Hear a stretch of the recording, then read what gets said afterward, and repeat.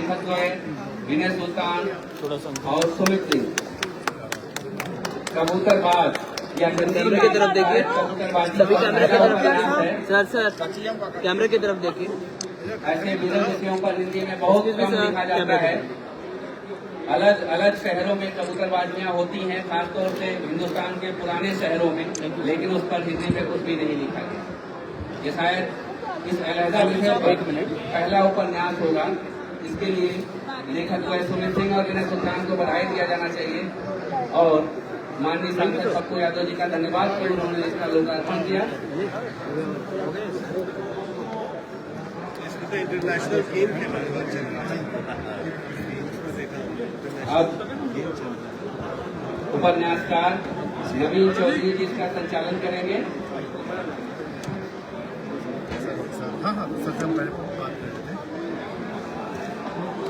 आप सभी का बहुत बहुत स्वागत।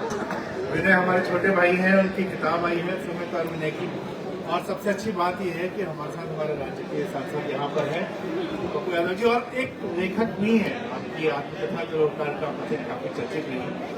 सर मैं दो चीजें आपसे चाहूंगा, दोनों बातें। एक तो विनय के बारे में, किताब के बारे में थोड़ा सा बताएं और थोड़ा अपनी किताब के बारे में भी बताएं, क्योंकि यहाँ जो लोग आए हैं काफी लोग आपके उन लोगों सबसे पहले यहाँ जो आज किताब के इस बड़े घर में जो उपस्थित हैं, मैं उनको हृदय की गहराइयों से मैं आप सबको प्रणाम करता हूँ। नमो बुद्धाय, जय भीम। हम पे यही है दिल्ली। आप सबको, जो लोग भी यहाँ हैं, जो अपने किताब को एक अपना अच्छा दोस्त मानते हैं, किताब उनके जीवन का एक बेहतर इंसान, बेहतर मानवीय मूल्यों को जीने में किताब उनके सहायक होते हैं। और जो संग्रह है इस पूरे बुक स्टॉल का, मेला का, वो निश्चित रूप से बहुत ही व्यापक रूप से यहाँ सभी तरह की पुस्तकें आती हैं। जो खास तौर पर नवीन जी ने जो बात कही, पहले तो आप सबका स्वागत, पूरे परिवार का, और खास तौर पर सुमित और विनय, ये दोनों बहुत ही जुनूनी और जिद्दी इंसान है। खोजी पत्रकारिता भी है और क्रिएटिव और क्रिएशन भी इनके भीतर लगी रहती है। क्रिएटिव हर चीजों में क्रिएटिविटी इनका मैंने देखा है। ये जब लिखते हैं दैनिक भास्कर में, हर चीजों में, तो इसका प्यार ही हाउस से सीधे हम भागे भागे जब इनको प्लेन पकड़ना, तो इनका प्यार, इनका जो मेरे प्रति, ये मेरी खुशनसीबी है, ये मेरा सौभाग्य है कि विनय, सुमित और खास तौर पर हमारे बिहार के नवीन जी के साथ हमको यह मौका मिला, अवसर मिला। मुझे अत्यधिक खुशी मिली है। बिहार वैसे ही वैचारिक रूप से, ये अलग बात है कि पंजाब और बंगाल हमेशा क्रांति के रूप में जाना गया है, चाहे वो मुगल के काल में हो, चाहे अंग्रेज काल में हो, चाहे आजादी के काल में हो, चाहे कोई बड़ी क्रांति हुई है तो उसमें पंजाब की अग्रणी भूमिका रही। लेकिन बिहार, जो जब मैं वसुधैव कुटुंब की बात करता हूँ, या मैं साहित्य के संगम की राजकवि दिनकर, विद्यापति कबीर, फणीश्वरनाथ रेणु, या मैं हिंदी के बड़े शेक्सपियर भिखारी ठाकुर की बात करता हूँ, तो फिर मुझे याद आता है अपने बिहार का। बिहार का जो दर्शन है वो अपने आप में अनोखा, चाहे वो समाजवाद से हो, वैशाली, चाहे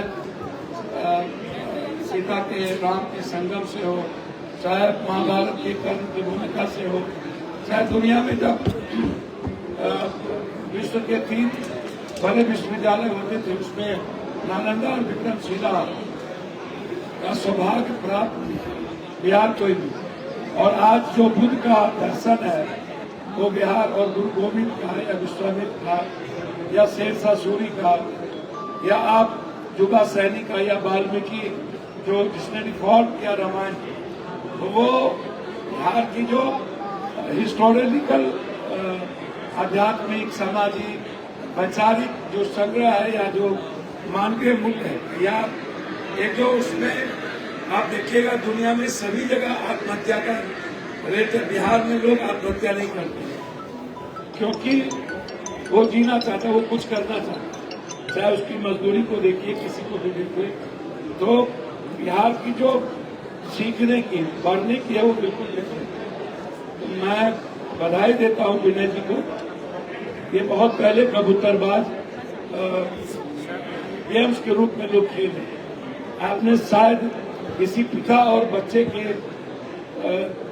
ऑथेंटिसिटी को आपने संग्रह करके बेहतर चीज समाज में आप लाए हैं। इसके लिए मैं थैंक देता हूँ हृदय की गहराइयों से कि आने वाले पीढ़ियों के लिए आपने एक अच्छी चीजों को सामने लाया है, ताकि हमारी पीढ़ी भी हमेशा, आने वाले जो बच्चे हैं वो हमेशा जीना चाहते हैं, मुस्कुराना चाहते हैं, वो पीस लाइफ चाहते हैं।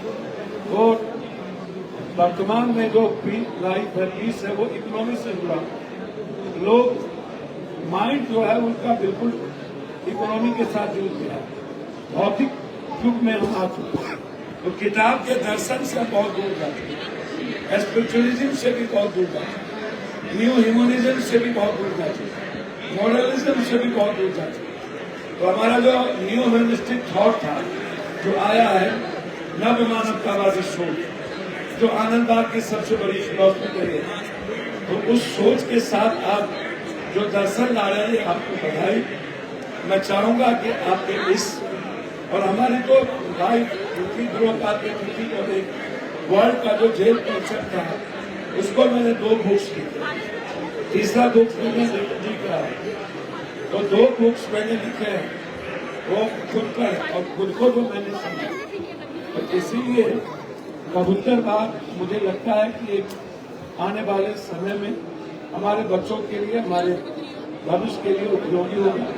इसके लिए हम पुनः यहाँ जितने लोग हैं जो इस देश के भविष्य है, उम्मीद है, और आप में लोग खुशियां ढूंढ रहे हैं, आप में एक उम्मीद ढूंढ रहे हैं। सारी उम्मीदें बंद हो गई, भविष्य भी अब तय नहीं है और लगता है कि क्या सर्टेन है, क्या अनसर्टेन है।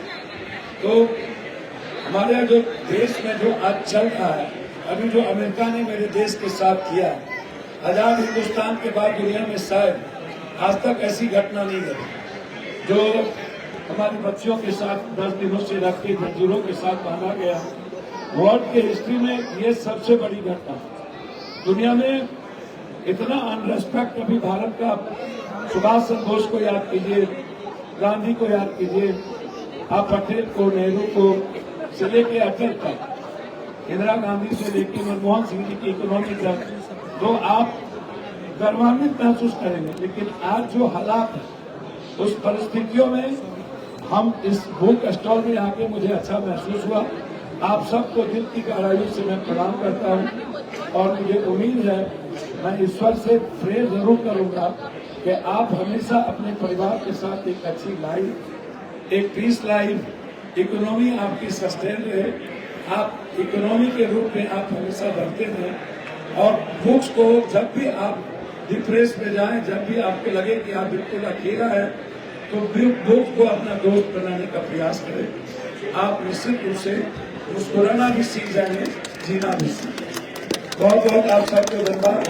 क्योंकि मेरी गाड़ी है, लेट है, इसीलिए मैं विदा लेना चाहूँगा।